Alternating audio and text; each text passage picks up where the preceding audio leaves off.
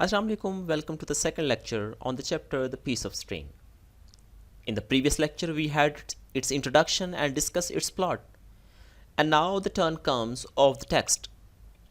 You know the story, Mr. Hubert and the lost pocketbook of Mr. James. The end of the trade day, people taking their meal in a great big hall, the arrival of a drum beater and his announcement about the lost pocketbook. How the story moves on. How the writer tells us the tale. We will study the text. And you know, text study करते हुए हम कौन कौन सी चीज़ें study करते हैं, हम synonyms देखते हैं, करेक्ट इन्फॉर्मेशन स्टडी करते हैं, शॉर्ट आंसर्स हमने प्रिपेयर करने होते हैं, ट्रांसलेशन देखनी है और पंक्चुएशन देखनी है. So let us move towards our text. Text की तरफ जाने से पहले पहले दो चंद बातें बेटे जहन में रखिएगा कि ग्रामर के व्यू पॉइंट से जितने भी हमारे इंपॉर्टेंट पॉइंट्स होंगे वो ग्रीन हाईलाइटेड होंगे.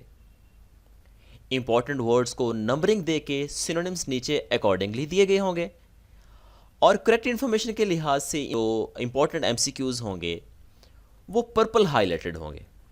शॉर्ट आंसर क्वेश्चंस जो होने हैं वो एंड पे दिए गए होंगे आपकी फैसिलिटी के लिए ताकि आप उनको भी नोट कर सकें. सो चलिए अब टेक्स्ट की तरफ मूव करते हैं. Eight the end of marquee day the rich people with vehicles of all kinds, carts, gigs, wagons and dump carts gathered at a great big hall for a great meal.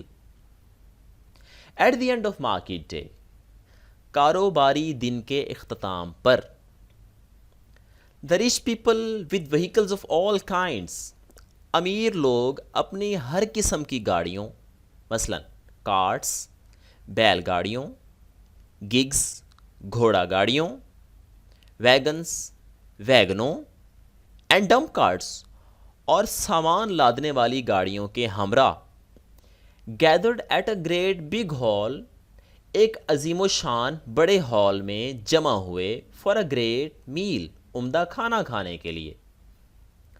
कारोबारी दिन के इख्तिताम पर अमीर लोग हर किस्म की गाड़ियों, मसलन बैलगाड़ियों, घोड़ा गाड़ियों, बगियों और सामान लादने वाली गाड़ियों के हमरा एक अजीम शान बड़े हॉल में उम्दा खाना खाने के लिए जमा हुए.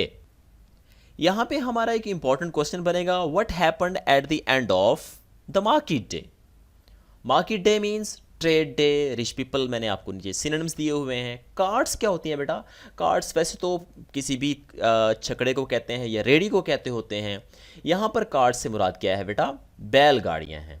गिग्स आप जानते हैं बगियों को कहते हैं, वैगन्स आप जानते हैं वैगनों को कह लेंगे. डंप कार्ट्स क्या होते हैं? सामान लादने वाले, कूड़ा उठाने वाले, इस किस्म के जो डंप कार्ट्स होते हैं उनको आप डंप कार्ट्स कहते हैं या फिर सामान लादने वाली गाड़ी कह लेंगे आप इसको. Gathered at a great big hall for a great meal, एक अजीम शान बड़े हॉल में उम्दा खाना खाने के लिए जमा हुए. आप यहाँ पे देख सकते हैं कि एट द एंड और एट को मैंने हाईलाइट किया हुआ, ग्रीन हाईलाइटेड हैं ये दोनों पॉइंट्स. तो हम देखते हैं ग्रामर में कि एट द एंड और इन द एंड में क्या डिफरेंस होता है. राइटर ने यहाँ पर इन द एंड भी तो इस्तेमाल कर सकता था ना. देखिए ये पिक्चर के थ्रू मैंने यहाँ पे शो किया. इन द एंड से मुराद होता है in the last part of something और सम हैपनिंग, जैसे कि आप यहाँ पे देख सकते हैं. और एट द एंड का मतलब होता है when all is done, when everything is finished, और उसके बिल्कुल इख्तिताम पर क्या होगा, जो चीज़ होगी हम उसको एट द एंड कहेंगे. ये बड़ी खूबसूरत सी यहाँ पे दो एग्जांपल्स मैंने यहाँ पे कोट किए हैं.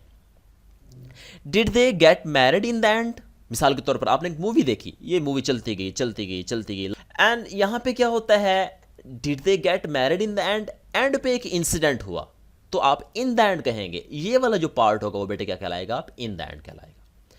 A declarative sentence has full stop at the end. The sentence has completed. And at the end we place what? We place the full stop. So यहाँ से आप अंदाज़ा लगा सकते हैं कि डिफरेंस क्या होता है इन द एंड और एट द एंड में. और फिर इन द एंड का एक और इडियोमैटिक मीनिंग भी होता है, means after we have considered everything. ये इस मीनिंग में भी आता है. जब ये सेंटेंस के स्टार्ट में हम इसको अमूमन इस्तेमाल करते हैं तो इसके फ़ौरन बाद कॉमा भी आता है. For example, in the end mother knows best. तो इस तरीके से आपने इन द एंड और एट द एंड का डिफरेंस जाना. अब हम देखते हैं कि एट और इन में क्या डिफरेंस होता है. At shows address and temporary stay. Address show करता है, जैसे I met him at Punjab college, या फिर टेम्परेरी स्टे। अगर एक आदमी भावलपुर से चिश्तिया की तरफ आ रहा है and you put in a call to him, आप उसे कॉल करते हैं और आप पूछते हैं कि वेयर आर यू नाउ, तो वो आंसर क्या करेगा, I am at Hasilpur. It means कि वो क्या है, उसका टेम्परेरी स्टे है। और जहां तक इनकी जात का ताल्लुक है, इन बेटे हमेशा पोजीशन को शो करता होता है एंड परमानेंट स्टे को शो करता होता है। तो इस तरीके से एट और इन में भी आप डिफरेंस यहां पे मालूम कर सकते हैं। आगे राइटर कहता है there were chickens, pigeons and legs of mutton in the roast. वहां पर मुर्गियां, कबूतर और बकरे की रानें भुनी हुई थीं। And an appetising order of roast, और भुने हुए गोश्त की भूख बढ़ा देने वाली खुशबू थी। बीफ, बड़े गोश्त की, और भुने हुए बड़े गोश्त की भूख बढ़ा देने वाली खुशबू थी। Leaf and gravy dripping over the brown skin. Brown कहते होते हैं बेटे कुक्ड को, ब्रॉयलर्ड को, जिसको भूना गया हो। भुने हुए गोश्त की जिल्द पर टपकते हुए शोरबे और सलाद के पत्ते, विच इंक्रीज्ड द एपिटाइट, जिन्होंने भूख को बढ़ा दिया। And made everybody's mouth water, और हर किसी के मुंह में पानी भर आया। Everyone told his affairs, his purchases and sales. हर किसी ने अपने मामलात और अपनी खरीदो फरोख्त के मुतालिक बातचीत की। The diners discuss the crops. खाना खाने वालों ने फसलों एंड द वेदर, और मौसम के मुतालिक बातचीत की। Which was favourable for the green things, जो कि सब्ज पत्तों वाली चीज़ों के लिए तो मुवाफिक था, बट नॉट फॉर वीट, लेकिन गंदुम के लिए नहीं था। यहां पे बेटे आप जानते हैं कि नीचे ये सिनोनिम्स भी इसके दिए हुए हैं। रोस्ट है, रोस्ट मीन्स कुक्ड, बेक्ड होता है बेटा। एपिटाइजिंग है, डिलीशियस को कहते हैं, टेम्पटिंग को कहते हैं, एंटिसिंग को कहते हैं। आप इनको स्टडी कर लीजिएगा, खुद देख लीजिएगा, इनको मेंशन करने की जरूरत नहीं है। यहां पर दो इंपॉर्टेंट क्वेश्चन बनेंगे इस हिस्से में से। What were the items cooked for the meal, खाने के लिए कौन कौन से आइटम्स वहां पर कुक्ड थे, तो आप वो उसका आंसर बताएंगे। What did the diners discuss, ये आपका इंपॉर्टेंट क्वेश्चन है और अमूमन बोर्ड के एग्जाम में आ भी जाता है। तो यहाँ पे कुछ एरियाज यहाँ पर ग्रीन हाईलाइटेड हैं, ग्रामर की व्यू पॉइंट से इंपॉर्टेंट होंगे बेटे, तो हम इनको सबसे पहले डिस्कस कर लेते हैं। देखिए हेयर एंड देयर होता है। हेयर एंड देयर के फौरन बाद जो आप वर्ब प्लेस करते होते हैं बेटे, वो हमेशा उसके फौरन बाद आने वाले नाउन के अकॉर्डिंग आप प्लेस करेंगे। यानी नीचे सेंटेंस देखिए, हेयर कम आएगा या कम्स आएगा, माई ब्रदर। अब my brother is a singular noun, तो आप कम्स का इस्तेमाल करेंगे, आप कम का इस्तेमाल नहीं करेंगे।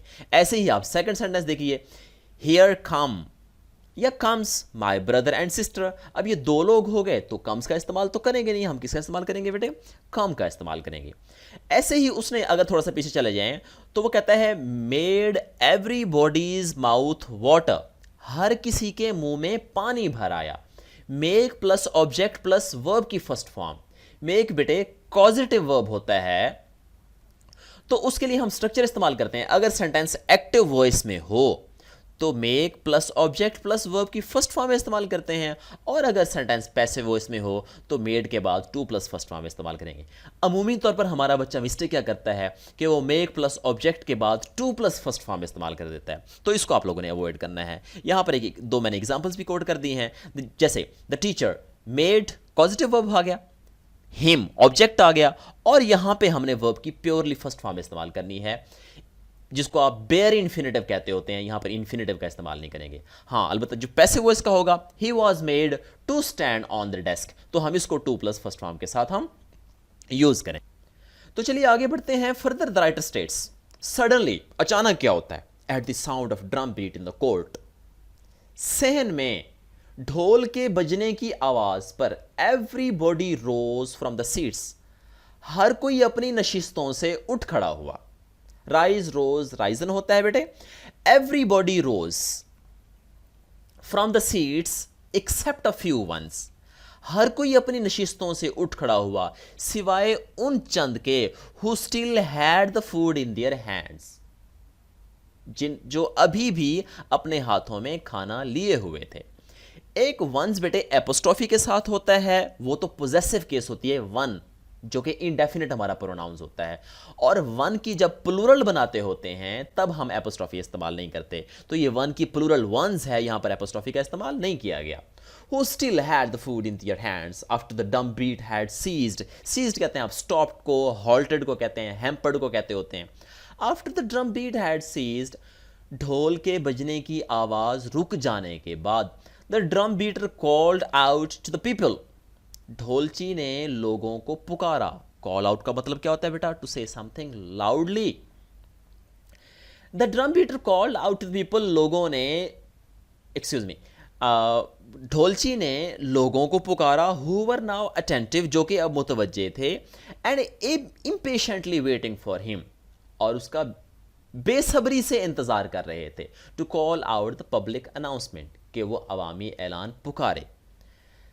ढोल के बजने की आवाज़ रुक जाने के बाद ढोलची ने लोगों को पुकारा जो कि अब मुतवज्जे थे और उसकी तरफ से अवामी ऐलान पुकारे जाने का बेसब्री से इंतज़ार कर रहे थे। इम्पेशेंटली आप जानते हैं हम कहते हैं, एंक्शियसली को, रेस्टलेसली को कहते हैं, ईगरली को कहते होते हैं। अनाउंसमेंट जो होती है बेटे वो डिक्लेरेशन को कहते होते हैं। यहाँ से एक इंतहाई इंपॉर्टेंट क्वेश्चन बनेगा कि what was the reaction of the diners at the sound of the drum beat. यहाँ पे एंड पे इंट्रोगेटिव मार्क आ जाएगा। अब आता है हमारा इंतहाई important part of the text of this paragraph. ये पैराग्राफ बेटे ट्रांसलेशन के एतबार से भी बड़ा इंपॉर्टेंट है, इसको फुली प्रिपेयर कीजिएगा अच्छे तरीके से। और अब अनाउंसमेंट आती है। क्या अनाउंसमेंट है? ढोलची कहता है, ड्रम बीटर कहता है, it is hereby made known to the inhabitants of this place and in general to all persons in the market. It is hereby made known, आगाह किया जाता है, to the inhabitants of this place, यहाँ के बाशिंदों को, and in general to all persons in the market, और बाजार में मौजूद अमूमी तौर पर तमाम लोगों को, that a black leather pocket book, के एक स्याह चमड़े का पर्स, कंटेनिंग 500 शिलिंग्स, ये शिलिंग जो है ये मोनेटरी यूनिट है, ये ओल्ड था, ब्रिटिश मोनेटरी यूनिट था। 500 shillings and some business papers was lost on the road between 9 and 10 in the morning. एक स्याह चमड़े का पर्स जिसमें 500 शिलिंग और कुछ कारोबारी कागजात थे, सुबह 9 और 10 बजे के दरमियान गुम हो गया था। द फाइंडर इज रिक्वेस्टेड, पाने वाले से इल्तमास है, टू रिटर्न द सेम, कि इसे वैसा का वैसा वापस लौटा दे, टू द मेयर्स ऑफिस, नाजिम के दफ्तर में, और टू मिस्टर जेम्स, या फिर मिस्टर जेम्स को, the caretaker of this public hall, जो कि इस अवामी हॉल का निगहबान है। There will be a reward of 20 shillings, उसके लिए 20 शिलिंग का इनाम भी होगा। यहां पे उसकी अनाउंसमेंट जो है वो बेटे कंप्लीट होती है। इनहेबिटेंट्स आप किनको कहते हैं? आप ड्वेलर्स को कहते हैं, रेजिडेंट्स को कहते हैं, लॉजर्स को कहते होते हैं, बाशिंदों को, रिहायशी बाशिंदों को कहते होते हैं of this place, and in general to all person in the market, और बाजार में मौजूद तमाम लोगों को। That a black leather pocket book. अब यहां पर एमसीक्यू आ सकता है, what was the colour of the pocket book? Black. And secondly, how many shillings did it contain, कितने इसके अंदर शिलिंग थे? 500 शिलिंग थे। कब गुम हुआ? 9 and 10। ये मैंने आपको मैंने ये जो टेक्स्ट का ये पार्ट है वो पर्पल हाईलाइटेड कर दिया ताकि आप इंपॉर्टेंट जो एमसीक्यूज हैं इन्फॉर्मेशन के वो भी उनको प्रिपेयर कर सकें। ऐसे ही आपसे एमसीक्यू भी आ सकता है कि what could be the reward, उसका रिवॉर्ड क्या हो सकता था? 20 शिलिंग्स। तो इस तरीके से आप इनके तमाम एमसीक्यूज़ वगैरह, इनके तमाम शॉर्ट आंसर क्वेश्चंस और इनके जो सिनोनिम्स हैं वो प्रिपेयर कीजिएगा। इसके साथ ही हमारा आज का लेक्चर जो है अपने अख्ताम को पहुंचता है। तो ये एंड पे आपको छोटी सी असाइनमेंट दी गई कि what did the diners discuss, describe the pocket book and what did it contain. ये आप नोट करेंगे, इनको सॉल्व करेंगे और हमें सेंड बैक करेंगे। God bless you all, thank you very much.